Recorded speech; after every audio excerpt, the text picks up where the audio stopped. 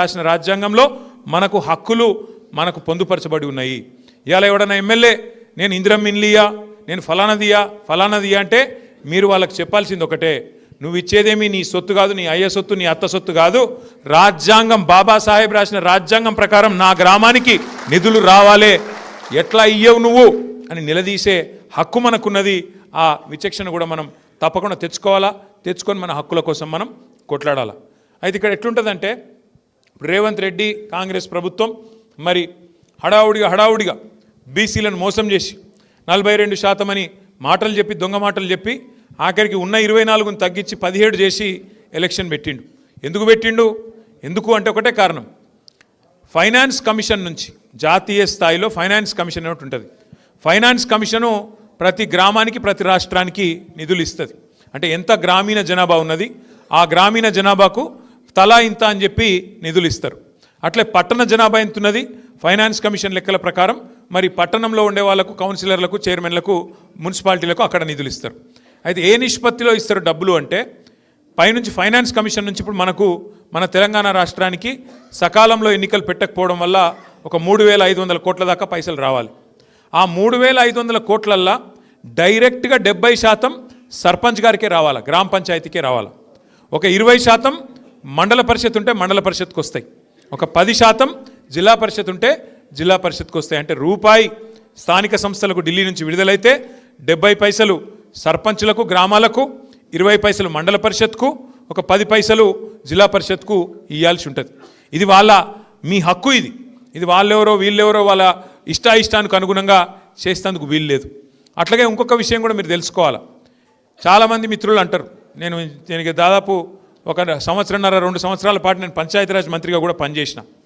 ఎట్లుంటుందంటే ఊళ్ళలో కొట్లాటలు, అన్న నేను సర్పంచ్ గెలిచిన, మరి సర్పంచ్ ఏమో ఒకటే ఊళ్ళో గెలిచిండు, మరి నేను ఎంపీటీసీ గెలిచిన, ఎంపీటీసీ ఏమో 3 ఊళ్ళ మధ్యలో గెలిచిన, నేను 3 ఊళ్ళు ఓట్లు వేస్తే గెలిచిన నేను, మరి నాకు పెద్ద కుర్చీ ఉండాలి, నాకు పెద్ద పదవి ఉండాలి, నాకు సర్పంచ్కి ఏం పోటీ అని చెప్పి ఎంపీటీసీలు అడుగుతూ ఉంటారు. మీరు ఎంపీటీసీ పాత్ర, జెడ్పీటీసీ పాత్ర కూడా మనం అర్థం చేసుకుంటే పంచాయతీ ఉండదు సర్పంచ్ గారితో, ఉప సర్పంచ్ గారితో. ఇప్పుడు మీరు అదే ఇన్ని ఉంటారు, అది మన అడ్వర్టైజ్మెంట్ చూసే ఉంటారు మీరు. భగవంతునికి భక్తునికి అనుసంధానం ఏమిటిది? అంబికా దర్బార్ బత్తా. అగో ఎంపీటీసీ పాత్ర కూడా గదే. ఎంపీటీసీ అంటే ఆయన ఏం చేయాలంటే ఇప్పుడు నేను చెప్పినట్టు 70 పైసలు గ్రామానికి వస్తాయి ఫైనాన్స్ కమిషన్ పైసలు, 20 పైసలు మండలానికి వస్తాయి, 10 పైసలు మరి రూపాయల జిల్లా పరిషత్కి వస్తాయి 10%. మరి ఎవరు ఎక్కడ ఏం ఖర్చు పెట్టాలి? ఇప్పుడు జిల్లా పరిషత్ ఖర్చు పెట్టాలన్నా ఊళ్ళలోనే ఖర్చు పెట్టాలి, మండల పరిషత్ ఖర్చు పెట్టాలన్నా ఊళ్ళలోనే ఖర్చు పెట్టాలి, గ్రామ పంచాయతీ ఖర్చు పెట్టాలన్నా ఊళ్ళోనే ఖర్చు పెట్టాలి.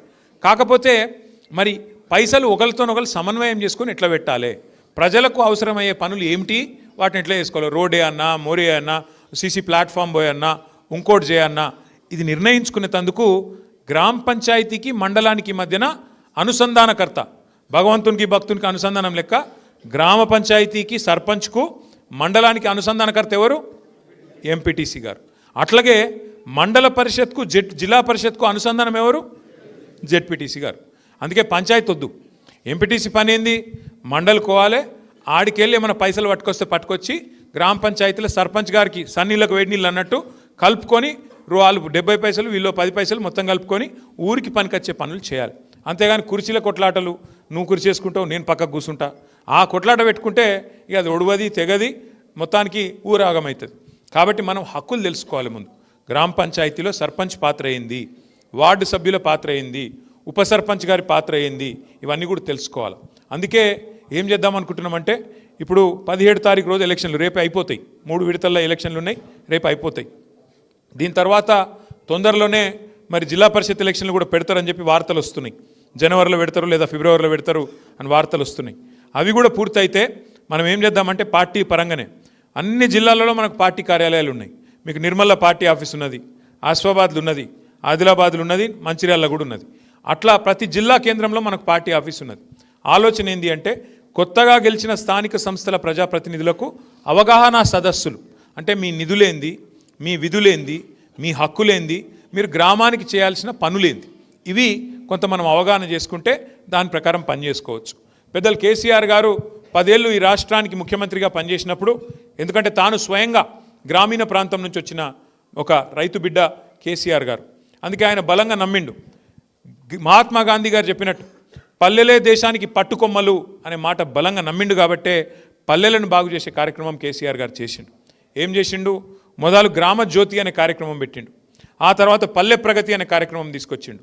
తీసుకొచ్చి నెల నెల ప్రతి పల్లెకు మీకు ఫైనాన్స్ కమిషన్ ద్వారా వచ్చే డబ్బులు కేంద్ర ప్రభుత్వం నుంచి రూపాయి వస్తే రాష్ట్ర ప్రభుత్వం కూడా దానికి ఒక రూపాయి తోడు చేసి ప్రతి నెల జీతం ఇచ్చినట్టే 1వ తారీఖు కానీ 2వ తారీఖు కానీ మీకు గ్రామ పంచాయతీకి ఇవ్వాల్సిన నిధులను టంచనుగా మీ ఖాతాలో వేసి ఎందుకంటే విధులు చెప్పడమే కాదు కదా, ఏం చేయాలనో పని చెప్పుడే కాదు, నిధులు కూడా ఇవ్వాలి.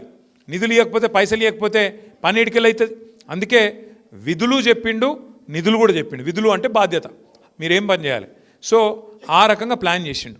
ఏం జరిగింది కేసీఆర్ గారి ప్రభుత్వంలో? ఏం జరిగింది అంటే అద్భుతాలు జరిగినాయి గ్రామ పంచాయతీలలో. గుర్తు తెచ్చుకోండి ఒకసారి. 2014 ముందు రాష్ట్రంలో పల్లెలు ఎట్లుంటుండే, తర్వాత ఎట్లయినాయి. ఇవాళ మీరు ఖానాపూర్ నియోజకవర్గంలోని ఏ పల్లెకు పోయినా ఆ పల్లెలో ఒక నర్సరీ ఉంటుంది. ఏ పల్లెకు పోయినా అక్కడ ఒక పల్లె ప్రకృతి వనం ఉంటుంది. ఏ పల్లెకు పోయినా అక్కడ బ్రహ్మాండంగా ఇవాళ ఒక ట్రాక్టర్ ఉంటుంది, ఒక ట్యాంకర్ ఉంటుంది, ఒక డంపింగ్ యార్డ్ ఉంటుంది, ఒక వైకుంఠ ధామం ఉంటుంది, ఒక వాటర్ ట్యాంక్ ఉంటుంది, ఇంటింటి ముంగట నల్లా